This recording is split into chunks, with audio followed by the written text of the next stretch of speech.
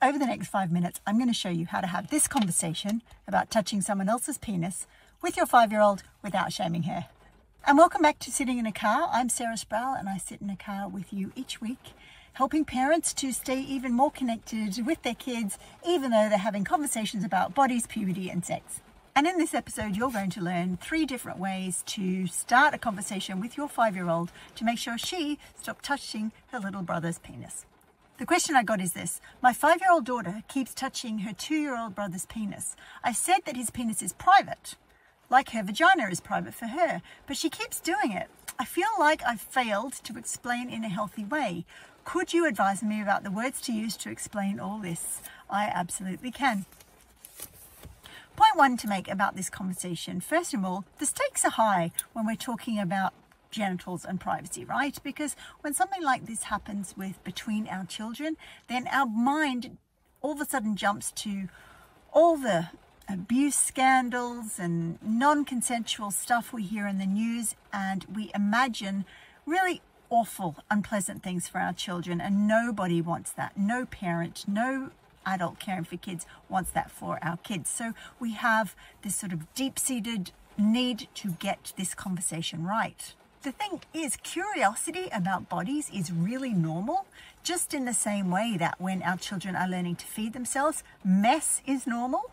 We sort of expect that mess is normal, but there are boundaries that we put on the mess. So if our 2-year-old was picking up fists of food and throwing it across the table at a sibling, we would put a stop to that.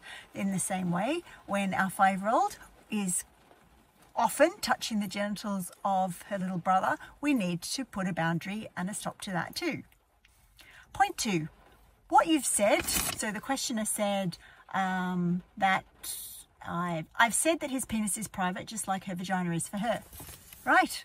And that is a good answer. And we need to keep repeat.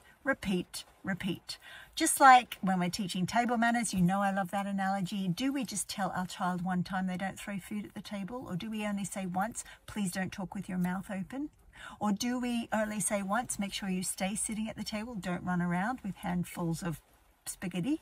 No, we don't. We have to say that over and over and over and over again. So in the same way about this private genitals thing, we need to constantly say it.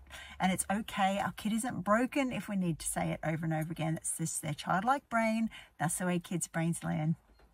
And point number 3, just like we do child-proofing around our house when we have someone who's just started to walk, like we will put plugs into our electrical sockets and maybe put some sort of tape or corner protectors over sharp corners, we need to do the same thing around genital privacy. If our children are not able to learn that their siblings' genitals are their own, then we need to say, look, if you can't remember this rule, then we'll need to bath separately, or you can think of some other consequence, natural consequence for this sort of thing. Because remember, you can say, you know, your brother is too small to know how to say, no, please don't touch my penis, so I have to do that for him. And it's really, really important. And then, if your 5-year-old or whatever child you're talking to is someone who's really good at problem solving, you might suggest to them that maybe they can come up with an idea to help you remind them that genitals and penises and vaginas and all those things are private. I love making this stuff easier for you. So if you would like the highlight sheet for today's episode, DM me if you're on social media or email me if you're watching on YouTube. And that's Sitting in a Car for another week, where I've answered a question to help you raise your confident and caring young person who respects themselves and the people around them. Bye for now. I don't know how to end. I might start that bit again, actually. Start that bit again.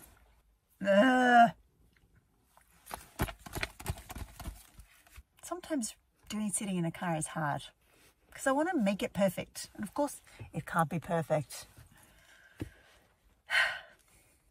No, don't like that either. I'll try again.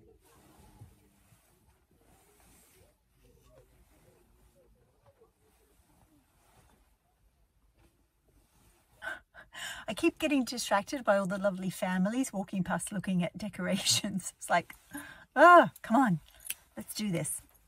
Outro of a podcast now. Just gonna rub this off.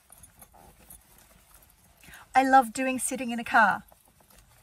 Sometimes it's really hard though.